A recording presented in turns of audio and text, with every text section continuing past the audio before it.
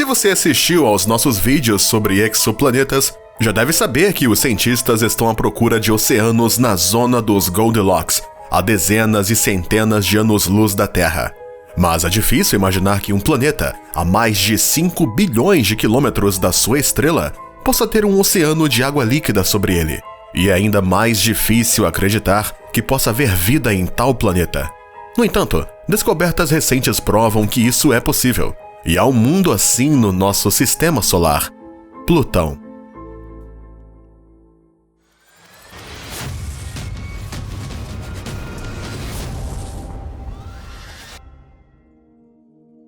Segundo estimativas dos astrônomos, Plutão tem apenas cerca de 2,370 km de diâmetro, o que o torna menor do que algumas luas do sistema solar como Ganímedes, Titã, Calisto, Io, Europa, Tritão e a nossa própria lua da Terra. Isso fez com que os cientistas se perguntassem se Plutão ainda podia ser considerado um planeta. Para comparação, é quase 60 vezes menor do que Júpiter. Assim, os cientistas estavam incertos sobre a atual classificação de Plutão. O pequeno mundo era apenas uma parte da população de pequenos corpos gelados além da órbita de Netuno, ou da região conhecida como Cinturão de Kuiper. Mas foi só em 1992 que os astrônomos descobriram o seu primeiro residente. O objeto espacial, apelidado de QB1-1992, foi encontrado utilizando um telescópio de 2,30 metros localizado em Mauna Kea, ilha do Havaí. A descoberta deste corpo celestial intensificou ainda mais as discussões sobre o estatuto de Plutão. 8 anos mais tarde, o planetário Hayden de Nova York apresentou uma exposição escandalosa que apresentava apenas 8 planetas. Depois, os cientistas descobriram mais objetos do cinturão de Kuiper, com uma massa aproximadamente igual à de Plutão, tais como Quaoar, Sedna e Eris. E o Eris, recentemente descoberto, acabou por ser ainda maior do que Plutão. Primeiro, este objeto do cinturão de Kuiper foi chamado de 10º planeta do Sistema Solar. Eventualmente, a União Astronômica Internacional criou um comitê para estabelecer uma definição geral de um planeta. Uma ideia era alargar a lista de planetas do Sistema Solar de 9 para 12. Foi proposto que Plutão, juntamente com o seu satélite, fosse considerados planetas gêmeos e que Ceres e Eris também tivessem de se juntar a uma lista planetária. Mas a ideia foi criticada e rejeitada. Eventualmente, foi criada uma nova definição de um planeta. No último dia da reunião, 24 de agosto, os membros da União definiram critérios para um corpo celestial ser chamado planeta. Então, quais foram esses critérios? Para ser um planeta, um objeto espacial deve estar em órbita à volta do Sol, deve ter massa e gravidade suficientes para o forçar a uma forma esférica e também deve ser capaz de eliminar quaisquer outros objetos de tamanho semelhante perto da sua órbita. E existem apenas 8 planetas deste tipo no nosso Sistema Solar, começando com Mercúrio e terminando com Netuno. Assim, como Plutão só cumpre os 2 primeiros critérios, ele foi reclassificado como um planeta não, ou planetóide. Tudo começou quando New Horizons se aproximou do planeta não localizado no limite do Sistema Solar. Há muita coisa que os cientistas estão interessados em Plutão. Um dispositivo bem avançado como o telescópio Hubble só conseguia ver alguns pontos brilhantes deste planeta. E a parte mais emocionante sobre Plutão era sua localização, o Cinturão de Kuiper. Esta região do espaço é constituída por um monte de corpos gelados de vários tamanhos. Os cientistas pensam nele como se fossem restos de blocos de construção do nosso próprio Sistema Solar. Assim, estudar Plutão poderia ajudar-nos a compreender melhor como o nosso Sistema Solar e o nosso planeta natal foram formados. E em 2003, os cientistas conseguiram convencer a NASA a organizar uma expedição a Plutão. 3 anos mais tarde, a sonda New Horizons no topo do foguete portador Atlas V foi lançada a partir da estação da Força Espacial dos Estados Unidos no Cabo Canaveral. Mas poucos dias antes de se aproximar de Plutão, a nave deixou de comunicar com a Terra e os cientistas tiveram que reiniciar urgentemente o seu software. Depois, a sonda enfrentou ainda mais problemas quando se aproximou de Plutão. Apesar do seu pequeno tamanho, o planeta não tem 5 satélites, o maior dos quais tem cerca de metade do tamanho do planeta. Mas os astrônomos estavam preocupados que o planetóide pudesse também estar rodeado por enxames de pequenos satélites que pudessem formar anéis, como os anéis de Saturno, só que menor. Uma colisão com um tal satélite ou uma partícula de pó do tamanho de um grão a uma velocidade de quase 16 km por segundo significaria um desastre para a missão, causaria a energia de uma colisão igual a um projétil de arma de grande calibre e detonaria a sonda em pedaços. Mas tudo funcionou bem e a humanidade foi capaz de ver as primeiras fotos do planeta anão. Como afirmou o professor Alan Stern, gestor de projetos, excedeu em todos os sentidos as minhas mais selvagens expectativas. Estou encantado. O sistema de Plutão é simplesmente espantoso. Outro participante do projeto, o professor Hal Weaver, afirmou: ficamos de queixo caído. Isso foi incrível. Quem diria que um corpo cósmico que recebe 1/1000 da fração da nossa luz solar, em comparação com a Terra, e que está a 6 bilhões de quilômetros de distância poderia ser tão belo? Por mais irônico que pareça, Plutão é o planeta mais parecido com a Terra. Os cientistas ficaram chocados ao ver lagos gelados, várias montanhas congeladas e abismos maiores que Grand Canyon. E tudo isso num planeta menor que a Lua. Além disso, como a Terra, Plutão também tem uma atmosfera azul. Mas infelizmente, não há oxigênio na atmosfera do planeta não. Apenas nitrogênio e numerosos depósitos de metano e monóxido de carbono. A pressão de lá é cerca de 1 Pascal, que é cerca de 100.000 vezes menor do que a do nosso planeta.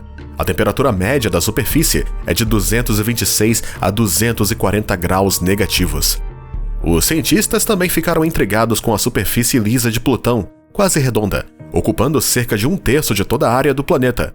O seu diâmetro é de 1.492 quilômetros. A área, chamada Sputnik Planitia, não tem praticamente crateras, o que significa que não há vestígios de impacto de meteoritos. Os cientistas acreditam que foi formada relativamente recente, durante os últimos cerca de 100 milhões de anos.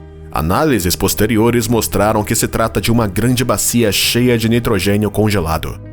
Mas por enquanto, vamos dar uma olhada no satélite principal de Plutão.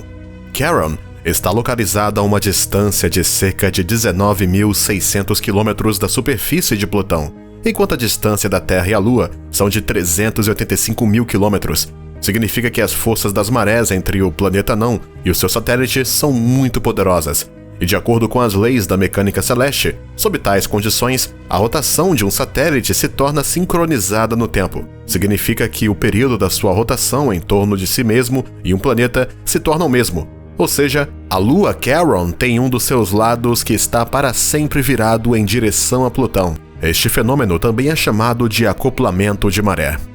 Agora voltamos para o Sputnik Planitia. Esta área está localizada no eixo que liga os centros de Plutão e Caronte, e a chance de uma formação geológica tão grande estar neste eixo, por acaso, é de cerca de 5%. Talvez é mais provável que em algum momento no passado, uma mudança de polo tenha ocorrido em Plutão e Sputnik Planitia ocupou o lugar de um dos polos. Mas para que isso fosse possível, esta região deveria ter tido uma anomalia gravitacional positiva. Em outras palavras, deveria ser mais pesada do que o volume médio de Plutão. Mas o Sputnik Planitia é uma bacia oca cheia de gelo leve, nitrogênio congelado. Isso fez com que os cientistas pensassem que poderia haver uma substância mais densa debaixo da sua superfície que acrescenta massa a esta área.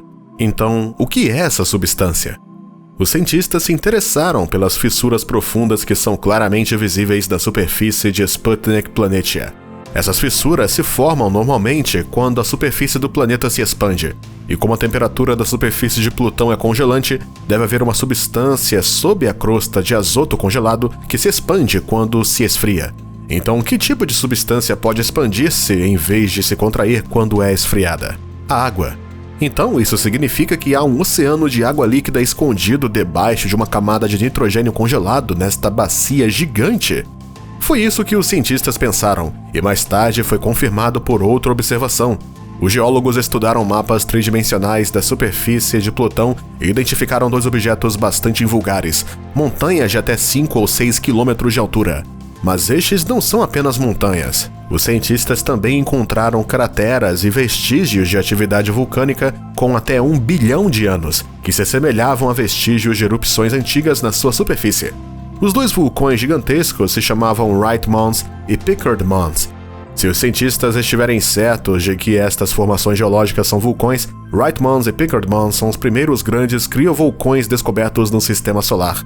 Mas até agora, os cientistas não têm 100% de certeza sobre a natureza dos objetos. parecem definitivamente suspeitos, por isso estamos examinando-os de perto. Diz Geoff Moore, um membro da equipe científica da missão, mas estes vulcões estão na periferia de Sputnik Planitia. Portanto, é muito provável que seja esse o caso. Talvez no passado, Plutão tivesse 2 criovolcanos que irromperam com água gelada em vez de lava. Quanto ao Sputnik Planitia, os cientistas pensam que ele foi formado como um resultado de uma catástrofe cósmica. Um grande corpo celestial uma vez caiu sobre Plutão, resultando numa cratera com uma profundidade inicial de cerca de 7 quilômetros. A colisão causou uma diminuição significativa da espessura da superfície gelada do planeta anão e também fez subir a água do oceano subterrâneo. Os geólogos também consideraram mais uma ideia. Plutão não poderia ter nenhum oceano subterrâneo. Neste caso, para que ocorra uma anomalia gravitacional positiva, enormes quantidades de gelo de azoto devem acumular-se na cratera de impacto, e quantidades tão grandes que não caberiam simplesmente dentro da cratera. Os cientistas dizem que a profundidade do oceano em Plutão deve atingir uma centena de quilômetros e que este já existe há milhões e milhões de anos. Grandes quantidades de amoníaco e metanol poderiam ajudar a manter o oceano subterrâneo num estado semilíquido. Os cientistas têm quase certeza de que o oceano subterrâneo não está completamente congelado, porque, se assim fosse, as temperaturas baixas de Plutão e alta pressão dentro do planetoide fariam com que o gelo da água se transformasse em um gelo tipicamente mais denso, o gelo 2.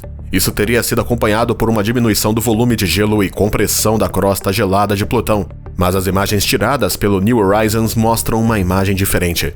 Isso significa que o oceano pode ainda ser parcialmente líquido. Algo semelhante acontece aqui mesmo na Terra. O nosso planeta também tem uma região com temperaturas muito baixas e há um reservatório com água líquida sob a sua superfície. Este é o famoso Lago Vostok, com uma profundidade máxima de 1.200 metros e uma área de 16 mil quilômetros quadrados. Mas como é que o Plutão, apesar da sua distância do Sol, teve calor suficiente para criar um oceano líquido que sobreviveu sob a crosta gelada até os dias de hoje? Os cientistas acreditam que 2 fontes potenciais o tornaram possível. A primeira é o calor liberado durante a decomposição dos elementos radioativos no interior do planeta anão. E a segunda é a libertação gravitacional de energia resultante do bombardeamento da superfície de Plutão.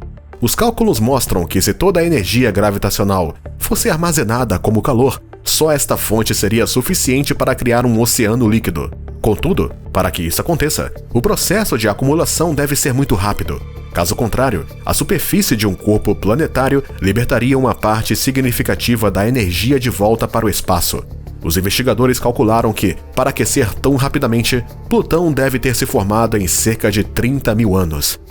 Os cientistas sugerem que alguns outros grandes objetos do cinturão de Kuiper, como os planetas anões Eris e Makemake, também tiveram um começo quente, e tiveram oceanos líquidos logo no início da sua existência. Até agora, parece que a humanidade só procura água a milhões de anos-luz de distância, enquanto sempre esteve muito mais perto, no nosso próprio sistema solar.